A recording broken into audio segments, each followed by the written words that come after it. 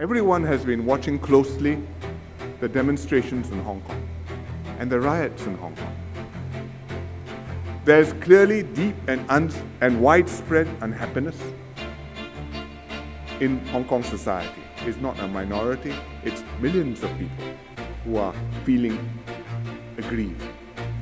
And their most vocal complaints are political ones. How one country, two systems is working out. How Hong Kong chooses its political leaders and governs itself. But underlying this is also the sense that serious economic and social concerns have not been addressed in Hong Kong. Housing is very expensive. It's very difficult to start families and to have children.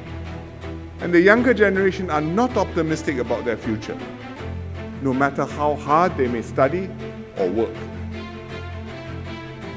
And so, they are in a very troubled situation.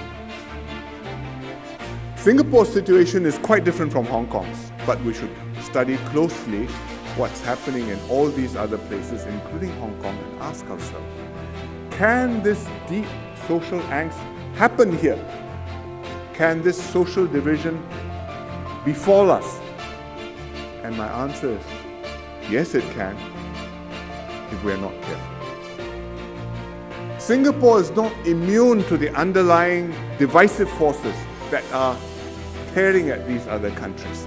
And we feel the same forces, and we have to resist it better than that. If it happens to us, like this, what's happening elsewhere, we will suffer the same consequences as the other countries, only worse, because we are that much more vulnerable. And then it will become impossible to govern Singapore, to make and carry out difficult decisions, or to plan for the long-term good of the nation. Because next week, next month, even next year will seem so far away. Confidence in Singapore will be destroyed, and I think Singapore will be finished. The PAP government creates jobs and opportunities for our workers to enable every citizen to improve their own lives through their own efforts, provide for their families and themselves and their futures with confidence and pride. And this is far better than having a populist government that gives vent to the frustrations of the population or panders to the short-term passions at the expense of our long-term interests.